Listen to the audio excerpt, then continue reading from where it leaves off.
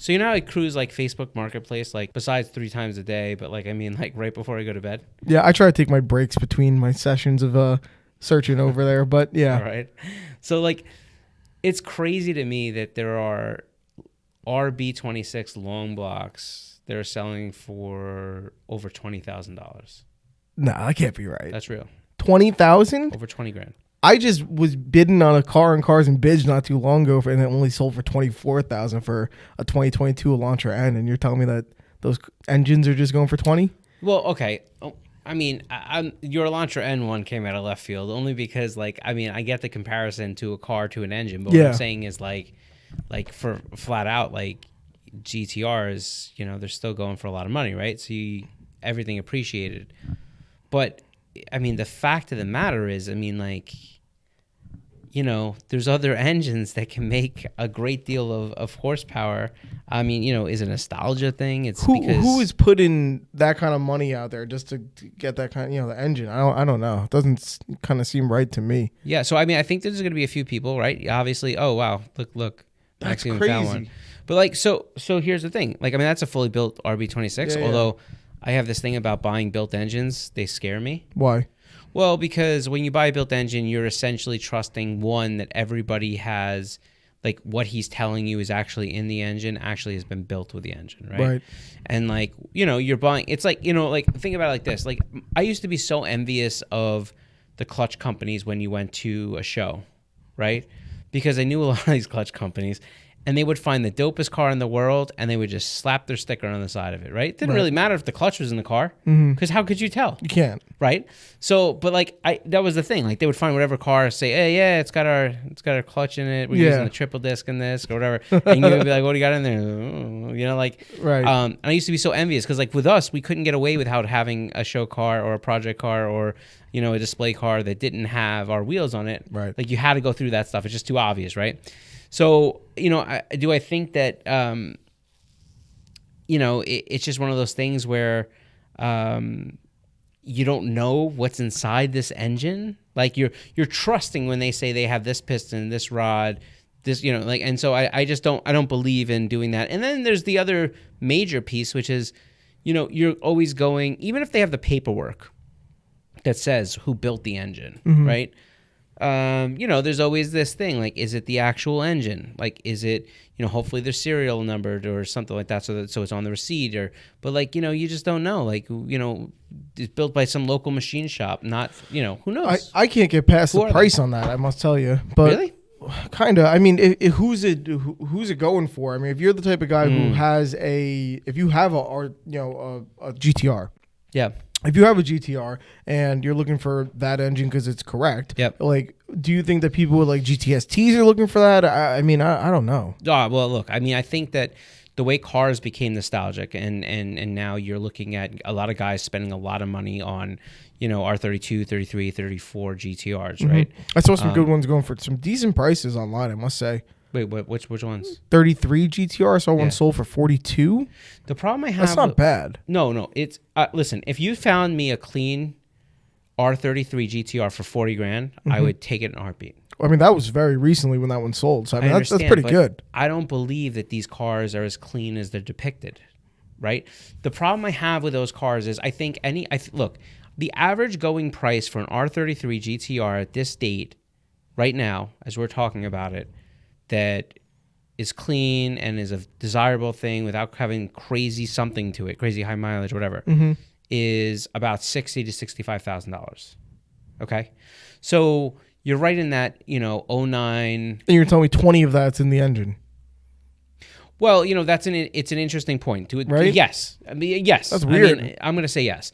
Well, I mean, look, you know, you're buying numbers matching things. You're buying, that's not the right word. It's not number matching. You're buying objects that have a nostalgic value and a limited number that are relevant, right? The more rare something becomes, the more it becomes worth in value. Yeah. Majority of the time. Yeah.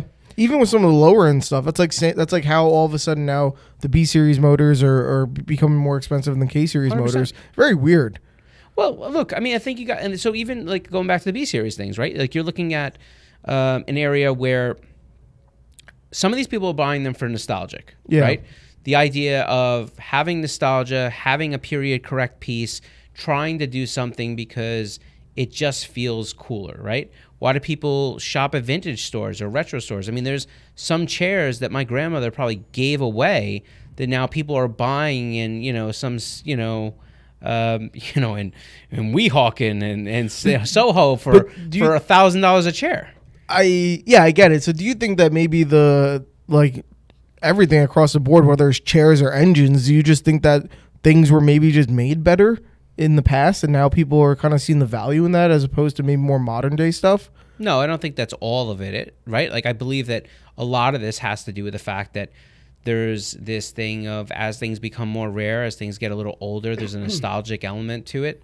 And I think people are willing to pay for that. But you don't think that it's like someone's like, oh, this is a handmade USA made oak chair, and they don't make that stuff like that anymore. Now it's all bullcrap manufactured, let's say China stuff or whatever. I am positive that there are situations that exist. I'm not saying that. I agree with you. I understand. Yeah. But I guess what I'm saying is that, like, do I think that the reason somebody's spending $20,000 on an RB26 is because they believe that engine is far superior, to, let's say, a VR38 that comes out of a new R35 GTR? No, I don't believe that. I believe that it's a period correct thing, or they have a car. You don't think the RB26 is a better engine? Better engine than the VR38? 38? Yeah. I think there's a sliding scale here. Yeah. I would say, from a technological standpoint, I'm gonna say no. I'm gonna say the RB is not as good as a VR38. And when you start dumping money into it, I guess I would argue to say it is.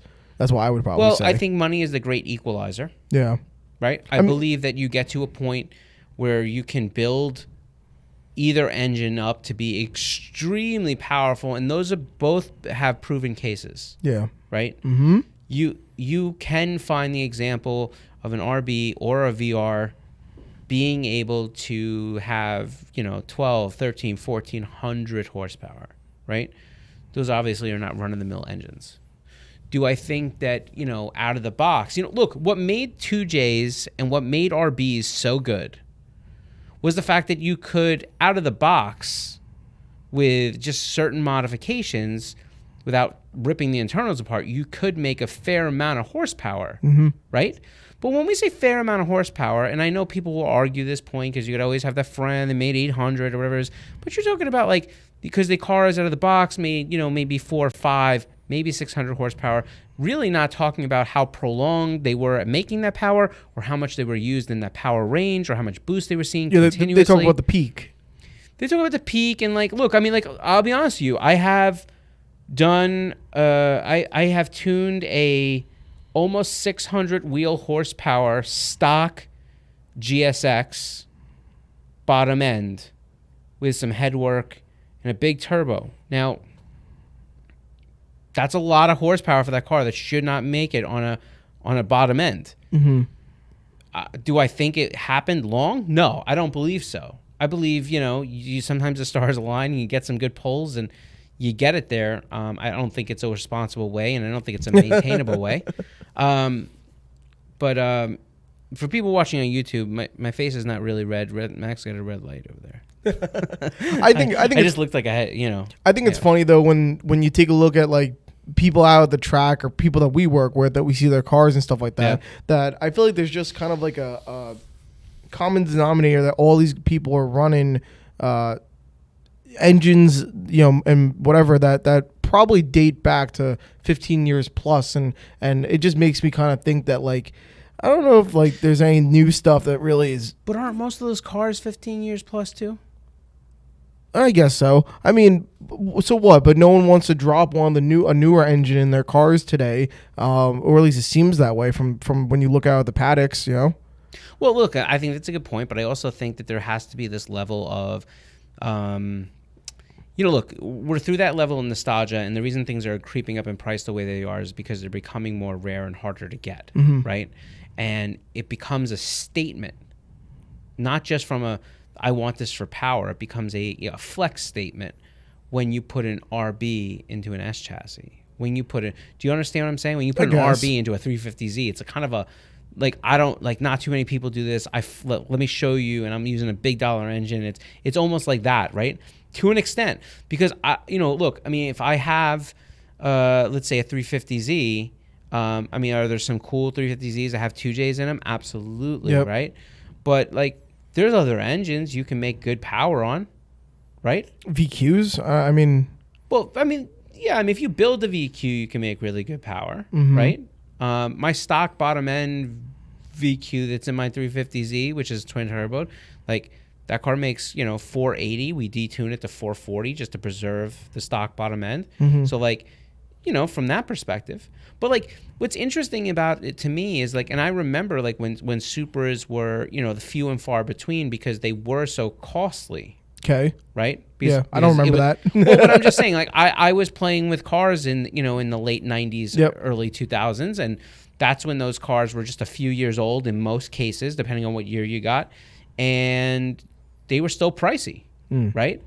And the same thing with NSXs and stuff like that. So, when you think about it from that perspective, those cars were fairly new still, and when people played with them, a lot of horsepower then. Yes, times have changed, but was 600 horsepower. Yeah. Right? Yeah, I think it's incredible that those engines are still making, relevant horsepower numbers in today. I mean, to the point where they're not dated at all. Well, but the engines are good, right? Like an RB was good. Like a 2JZ was good. Like it, and that's where. So let's talk about modern day engines because look, at some point, RBs, 2Js, all these motors, they're going to become the few and far between. At some point, they're going to run their course as far as being able to get them, not being able to want them. I can't think about a similar scenario if you look back into even older stuff. Like, are there engines from the 80s that were top tier that have just died out just out of being old? Like, that you could think of? Fuel-injected engines, at least? Well, 80s and fuel injection wasn't, like, really a super common thing. But I mean, like, let's even just take it back to the late 80s, early 90s. I mean, like, look, 4G63s. Yeah. We used to put them in a lot of different cars. People were doing a big popular swap. And when I say popular, I mean relatively popular, was cars like, people putting 4G63s and FD RX-7s. Right. Right? Mm-hmm. And in Starions, which I want to do. You love the Starions. I like Starions. Only now as much, anyhow. But like people were shoehorning those into some cars. You always had people putting B series into different things back then. K series are fairly new back in that time window. Well, you said modern day engines. I don't think there's all that many incredible modern day engines, at least ones that get a ton of horsepower out of maybe like another inline six, which is not that many, or a 4-cylinder today. I mean, I don't know about that. If you want really good engines today, it feels like you have to get a V8. That's what it seems like to me. I don't believe that. What? So I can't. Think of any. Look, you got a GR Corolla that has 3 liter, yeah, 3-cylinder, 3-cylinder making 306 horsepower, right? Right, yeah, which is hell impressive. Super, yeah. And then we saw the motor that hasn't come to fruition, which I want to come to fruition super bad, which was that 4-cylinder LS motor, right? Which never came. That 3.6 cylinder, I know, but it bothers me because that's a really cool engine, right? Like, come on, guys, let's get it together. That was a GM engine. It was because it was off of an LS design, essentially. Yeah. I mean, the levels to that engine being available are just mind-boggling. What was it supposed to be? That was supposed to be a 4-cylinder. It was a 4-cylinder, 3.6 liter, so huge displacement, LS-based engine where it was basically like if you took the one whole bank out of that V8, it had the same it had similar architecture but a bigger bore. It had it shared a lot of commonality between LS as far as the heads and stuff like that. And what made it cool was a lot of the parts that were used to make this engine, rod bearings, caps, mains, all that stuff. They were all based off of LS architecture, which meant that there was already a lot of aftermarket support. I heard that they were planning on basically developing this engine for more of an industrial use, but the idea that you could take that 4-cylinder, 3.6 liter engine that makes like 500 foot-pounds of torque at That's awesome. It was like it makes 300 foot-pounds of torque at like at like 1,800 RPMs. That's diesel type stuff, right? So it's just very, it's a cool design, and I hope that comes to fruition. But currently you have GR, right? I mean, let's go as far to look at the B58, which is used in the A90 Supra and in a lot of BMWs, right? I mean, it's my dad's 440. My dad has a BMW, a 2020 440i, right? That car has the B58, right? I think you have, a few BMW engines that are fallen into that realm. And the B58 it's it's an inline 6 turbo. Yeah. So I mean that's cool. But I mean that's 2 engines. I could think of 10 notorious old engines that are still super relevant today that are just out there constantly. Well, look, I'm not saying that they were the best engines, but you also had like the 4B11 that came in the Evos and the Genesis Coupe, the turbo one, which is so funny because we're talking about those are 10-year-old engines, which is so funny. 100%. Yeah, but like when we start talking about like modern day engines, there's more of them out there. I mean, EcoBoost, the 3.5 liter twin turbo V6. That's a good one. You have the other smaller EcoBoost. You have that one GM motor that people are swapping into Miatas. It's a 4-cylinder, but like at the end of the day, they're not. It's not that it's an amazing engine, but like it is a newer engine that people are going to find their way to shoehorn in, right? Mm-hmm. I think the issue here is we are just on that cusp of one, the RBs and the 2Js and the B series and the K series. Remember how much aftermarket support they have? Right. So being able to, have the recipe already loaded for you is done, right? You go and you say, like, you look for the guy that has already swapped, an RB into an S chassis. And then you're able to buy this ECU and this and this and this and this, and you're able to kind of plug and play it together, right? Even with certain modification. But if you go the other route, if you go the route of taking like a B58 out of a new BMW, there's a couple things. The first thing is, one, it's still a really expensive engine because it's brand new. They're not in junkyards everywhere. It's not plentiful. They didn't come in the most common cars. They didn't, but a lot of people get confused about this. There was a time where you could get a 2JZ pretty easily out of most junkyards. Yeah, a non-turbo one. Fair. Right. But here's the thing. People will argue this point. Well, not the twin turbo motor. It doesn't matter. If you're going to build that motor, right, and you use, like, let's say a block at an IS300, if you use a, one of the non-turbo blocks that would have come in like the SC300 or one of the Lexus cars or whatever, it didn't matter because you're talking about a block design that was differentiated by oil squitters or not. Okay, so when you put aftermarket pistons and rods into one of these engines, you're not using the oil squirters most of the time anyway. And people are very particular about whether they feel the oil squirters should be used or not. So that's a debate in itself. Okay, I don't know anything about that. So. I understand that. Yeah. But you know what an oil squirter is? Well, I didn't know that was such a debate. Oh yeah. There is a debate within that community about people that decide like whether they feel that the oil squirters are warranted or not. Now, I'll tell you this, without getting too much into that conversation, the 4G63 had oil squirters, and we used to take them out all the time. And one of the reasons that we took them out was because there was always that fear that you were going to, with all that rotating mass, beefing everything up or whatever, you would somehow hit it or cause this disastrous issue. And that the baby would just take your engine out.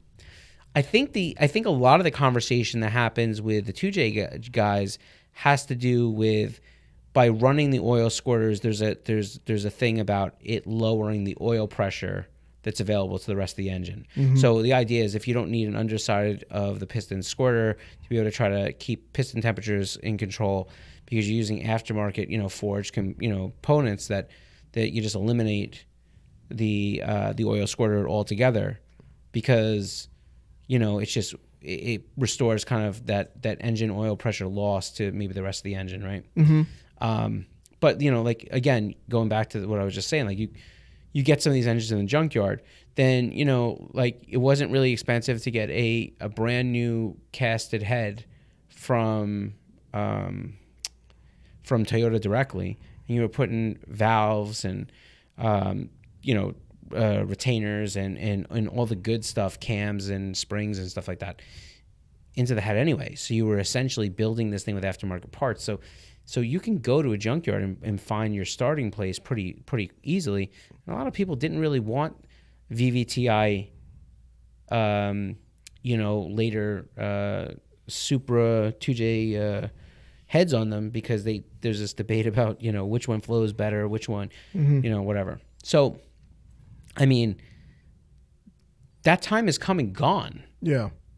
It's, unless some people fight me like the K-Series stuff. I don't think so. I mean, now I feel like when you try, if you were looking for an engine as someone who will potentially maybe do a K-swap build in the future, like you yourself, if you were looking for an engine, I mean, I'm sure you would be thrilled if it sat somewhere around, 50 to 70,000 miles on the engine, right? Like, you would probably feel comfortable with that, right?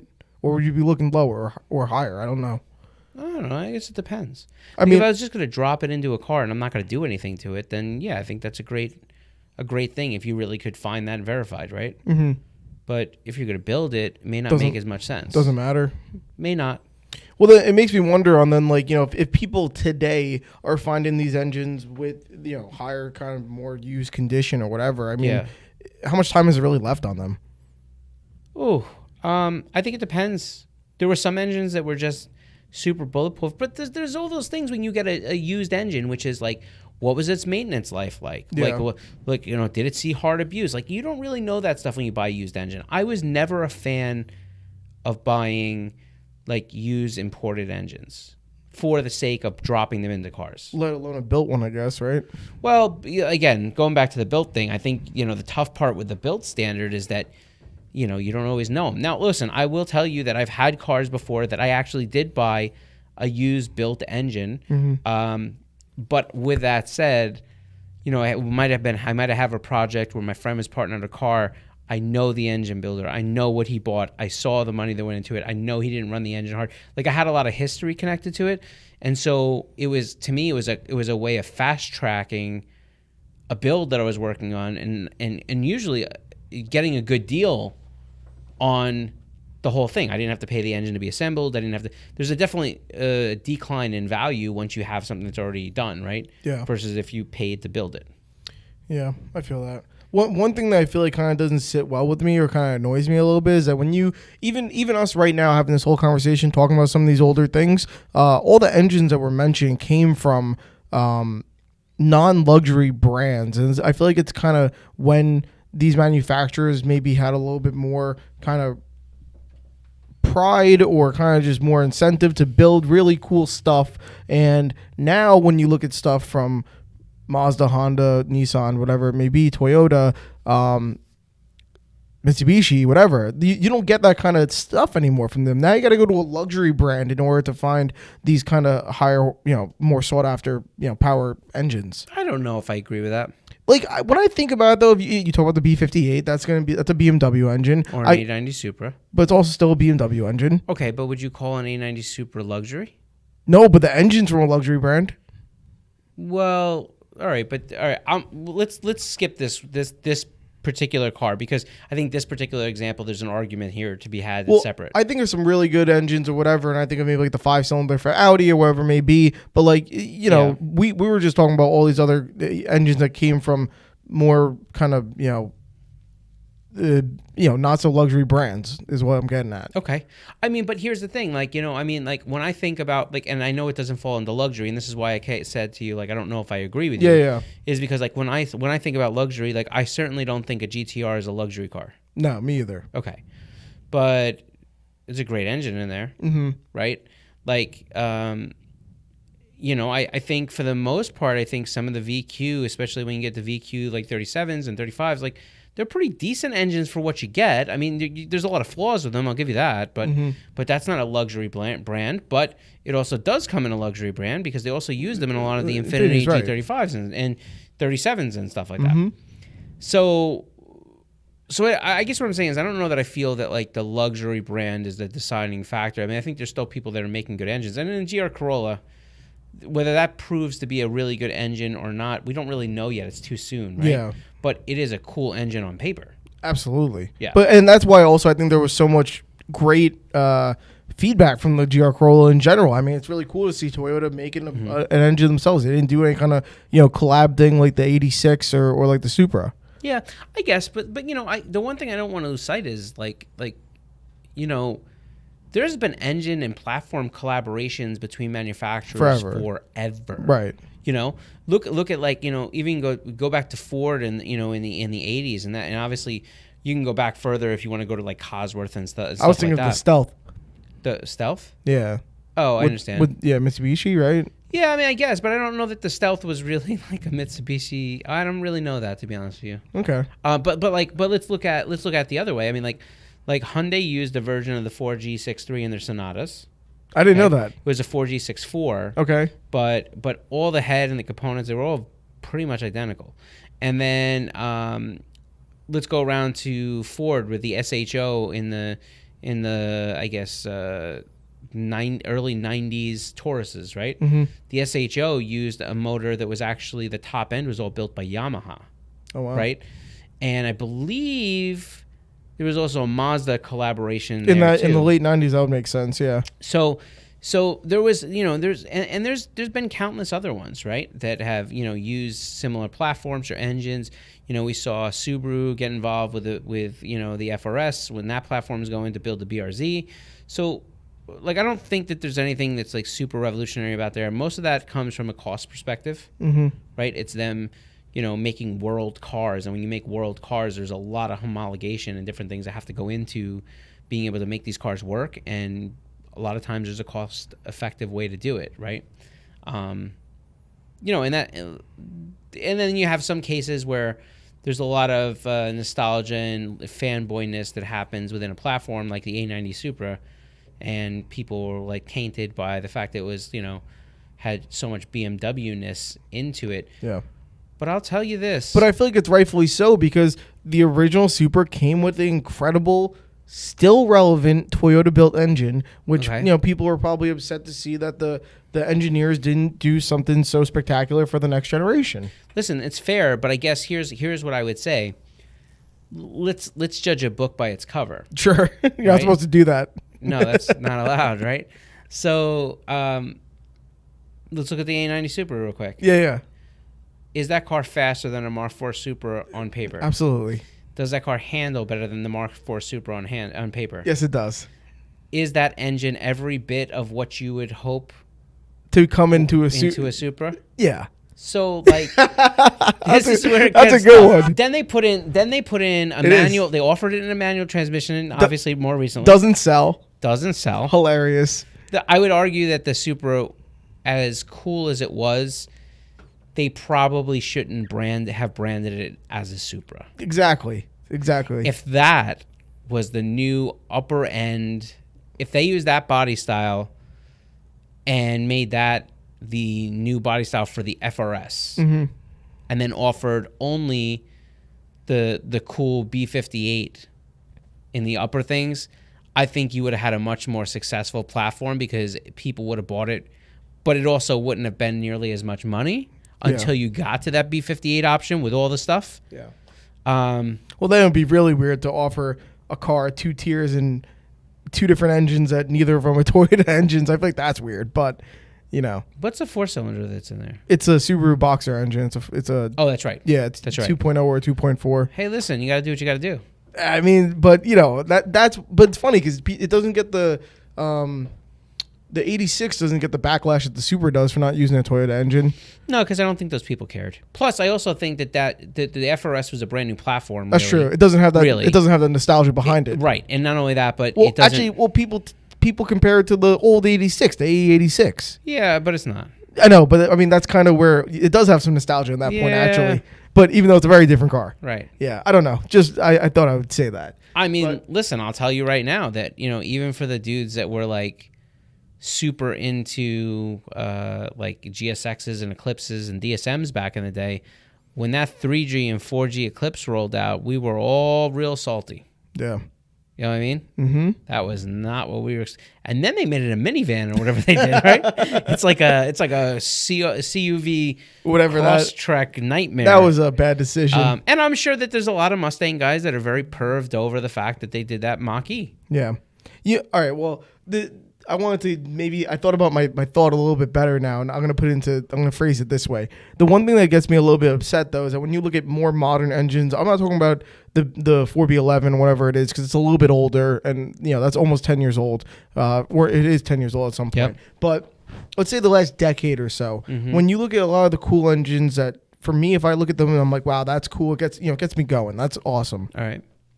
I feel like a lot of them are going to be at higher cylinders. There's not that kind of more average K series 4-cylinder little strong 4-banger that's out there that everyone can kind of have accessibility to and be like, man, that's like that readily available, drop it in tuner engine, have some fun, go do some stuff with it type of engine today. I don't see that in the last 10 years. You have to go to a V8 is what I feel like, or the coolest engine I've seen in the last like 10 years is the inline 6 turbo from Mazda. It comes on their family wagon, the big truck on the CX-90. Oh, I don't know if, like, that's a cool engine, but you're not going to see those. So the reason that some of these modern day engines don't get the same appeal is because of the fact that, look, the later engines have all been, I'm not talking about like the cool engines necessarily, but like the later model engines, they've all been kind of, made to be more efficient.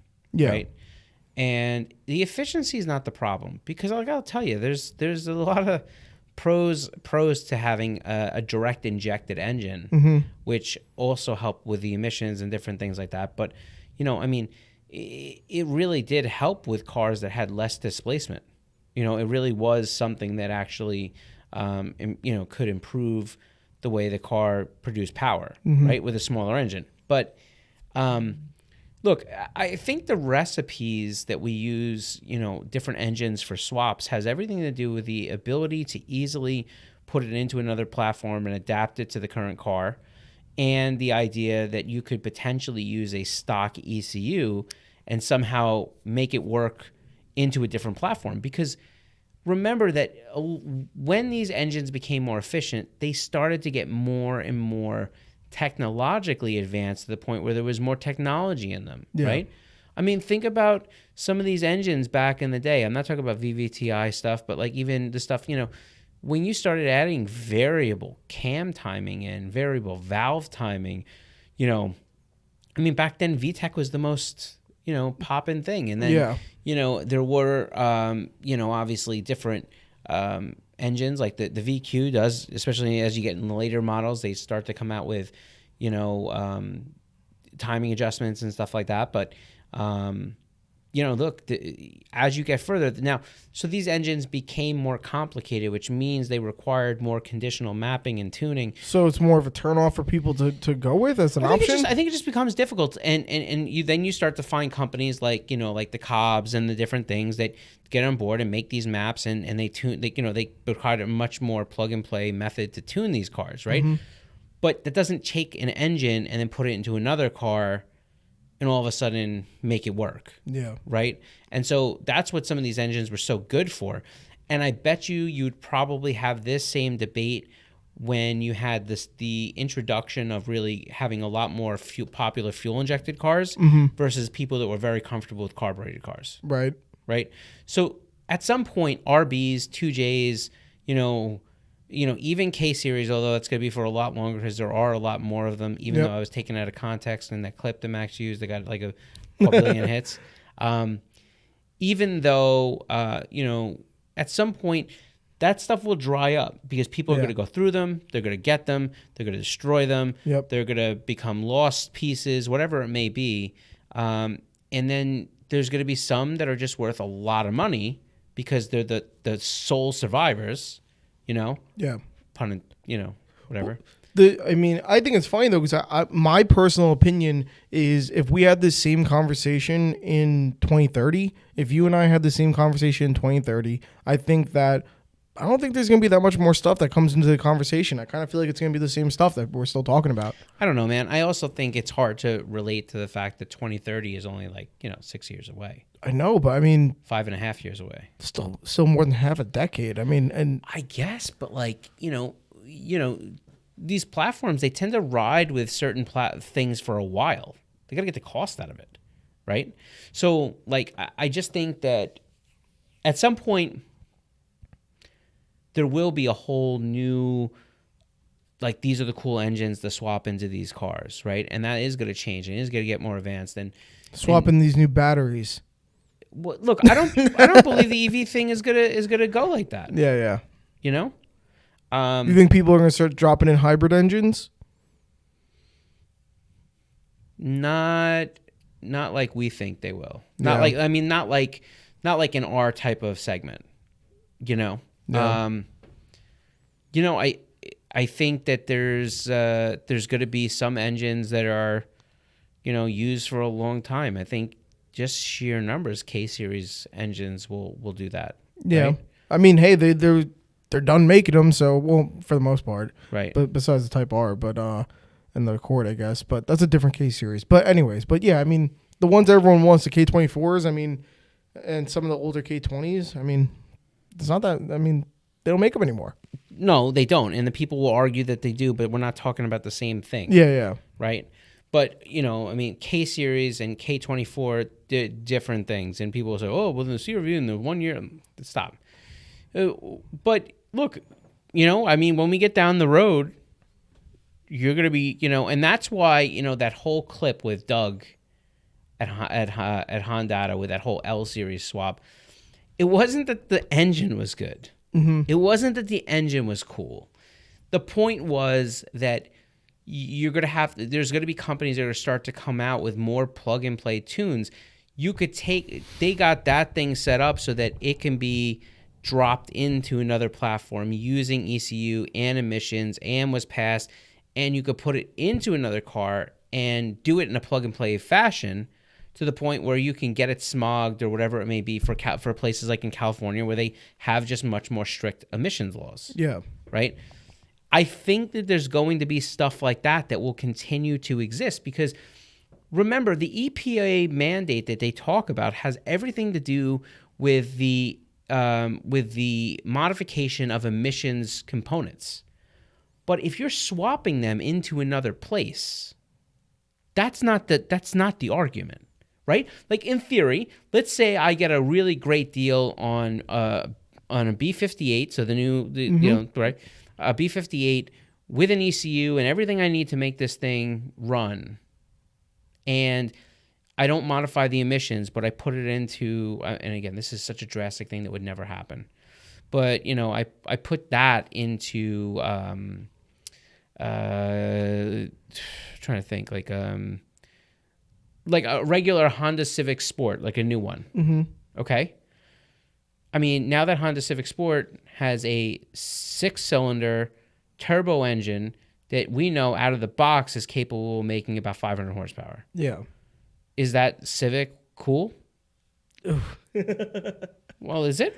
I mean, it would, in my head, if I saw that, I'd be like, why?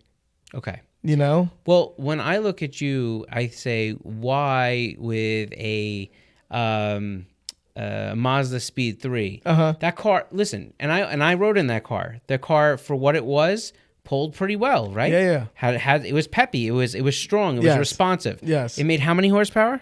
It's like 260 something. Right. So you don't like the 400 horsepower, whatever, B58 that we're going to put into that same front wheel drive type platform. Uh-huh.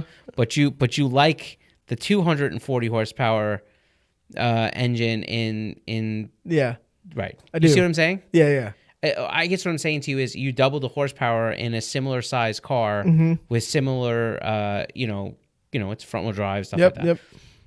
So if you could do that in an affordable manner and know that you didn't have to worry about it, still can get inspected, the whole thing, that's the type of swap that Doug was talking about with the L swap going in. And I think that there's going to be more and more of those types of swaps that will pop up. And if they do go that way, you're going to find a whole new level of the way we tune things, right? Mm-hmm. And I hear what you're saying. I think that makes plenty of sense. But to my point then, I just think that there's less readily available engines of, the same kind of enthusiast nature on desirability on today. That's what, unless someone finds or cracks a code on like the engines, which I don't know what the engine code is for the ones that say they come in the more recent Altimas or something like that. Unless people crack the code on that, like I don't know if it's cracked the code, but here's the thing. I think that there's a lot of engines that are still slept on. Like I don't think EcoBoost engines get nearly enough love for what they are. Mm-hmm. like those things are pretty dope. Yeah. And they have the potential, And people normally prefer the V8, so, Well, I mean, so you got EcoBoost motors, you got, who knows? I mean, like even that little tiny 3-cylinder that they have in the GR Corolla. I mean, there's not that many cars of them, but engine that came in my WRX is 2.4. That one, that's a pretty good engine too, I must say. I don't have enough experience with it, so I can't really. They're getting pretty good power out of those cars, but hopefully they worked out a lot of the issues with all the other issues that the EJ motors had or whatever. Mm-hmm. So I don't know, but yeah, I mean those are cool. But I don't know if people are going to be dropping that stuff, and you don't really see people dropping Subaru motors into other cars that aren't Subarus all that often. That doesn't happen. Well, look, the VR38 that's in the R35 is a pretty big engine.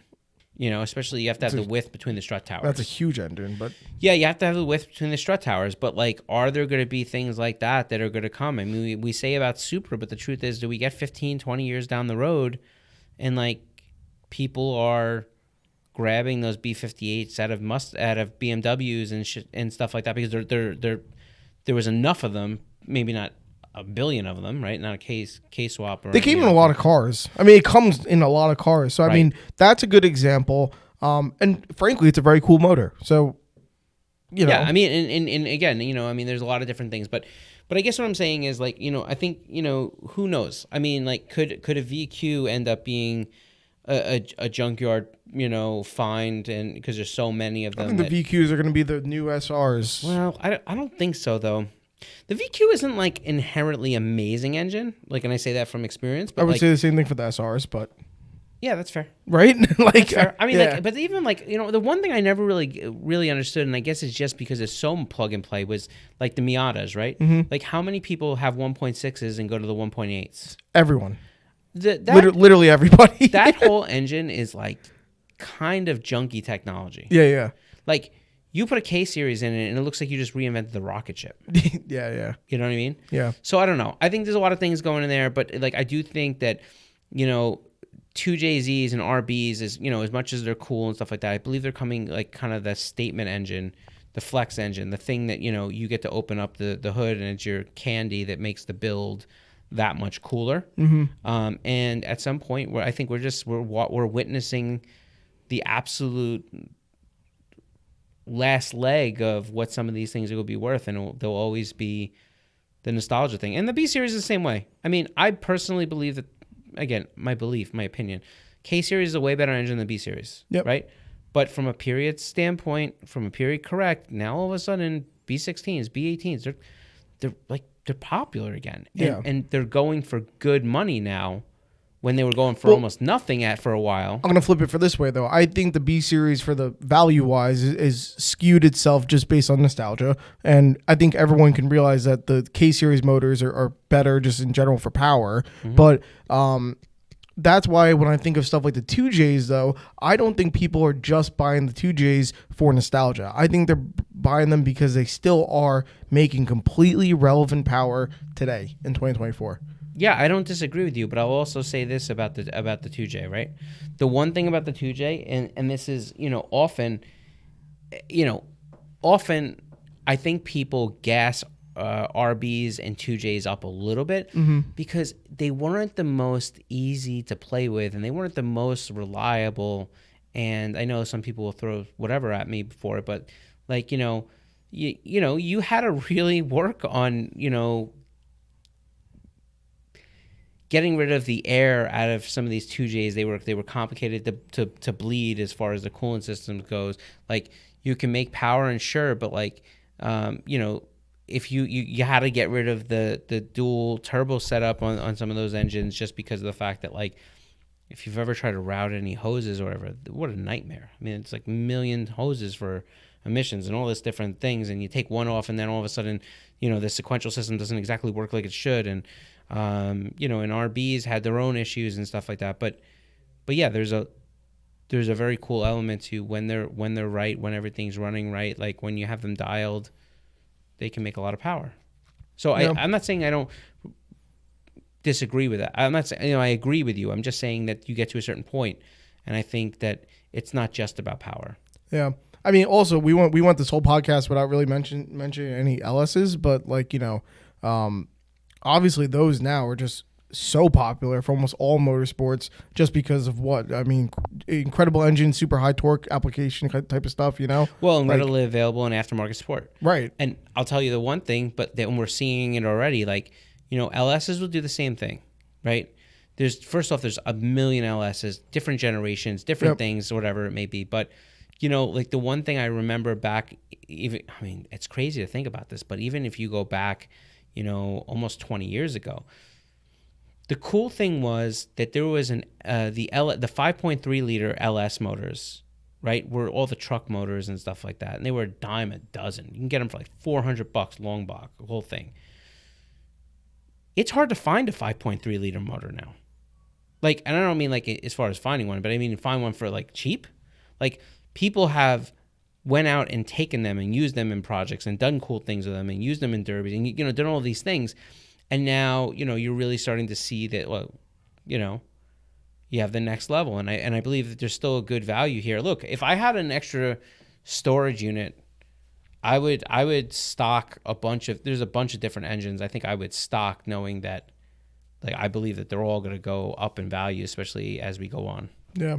I mean, also another engine that's modern that is really, you know, kind of taking over and people are loving are the Coyote engines, I guess, you know. Yeah. Those are like proven to be really, really good. But I think it's just me that it kind of just makes me upset that there's no like really sought after super fucking, I'm sorry, just curse, but any 4-cylinder engines out there right now that are more modern that are kind of putting down that kind of power. I don't know. Look, I love a lot of the kind of 4-cylinder turbo cars. That's kind of like where my heart is for a lot of stuff. I think that there, you know, and I'm drawing a little bit of a blank, but I believe that there are those 4-cylinder turbo engines that are out there, right? Like, look, but like the 2.0 Accord motor, is a good example of that, right? Right. And there's going to be a lot of those, which is a Type R engine, right? But different, but in the Accord, it's different architecture. Yes, right? yes. So I think there still are those engines. There's a lot more platforms, I'm sure, that we're totally missing on this podcast. But if I thought about the ones right now today that are still being made, I feel like I think of that 2.0 out of the Accord. I think of the 2.0 out of the GTI Golf R, EA 888 engine. The one that I had in my WRX, and I feel like that's about it. I mean, you said the three cylinder out of the GR Corolla. I don't know that I think it's about it. I can't think of there's much a more. lot of cars and trucks right now coming with 4-cylinder engines. The problem I have is I don't know enough about them. For example, like I know. Let me put it this way: like, what about the new the 2.0 that Volkswagen has put out? Right, they're using them in Atlases, they're using them in GTIs, they're using them in all over the place, right? And the Atlas motor makes 276 horsepower or whatever it may be. I don't know that it's a great motor or not, but like we don't know.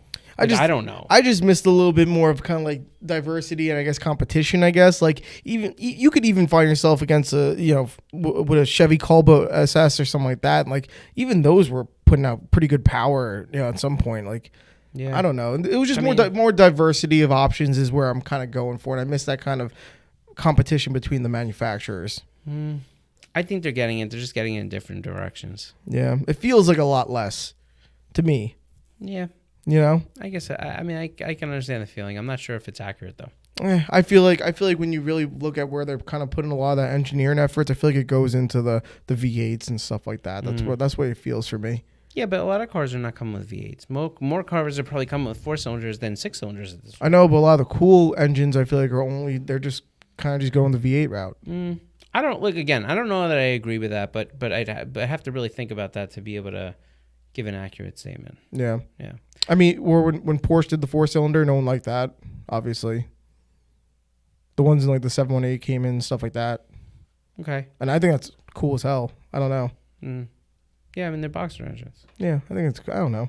But they didn't really resonate very well with anyone. Yeah, I get you. So all right, before we wrap this thing up, so the question to those that are listening or those out there, what are the engines you think that are available today, 2024 circa, that will potentially populate the aftermarket used department for swaps later on in the future, right? Once all these other ones kind of start to die out and become Right, and less become and less, harder yeah. to get. Mm-hmm. And what are the things that you really feel some of these enthusiasts are going to look for to be able to say, yeah, that's an engine? Is it is it just reliability, or is it the ability to take something that maybe is new and has all the pieces, but then use aftermarket pistons and rods and stuff like that, and then make it into a really efficient monster, but you have a good base?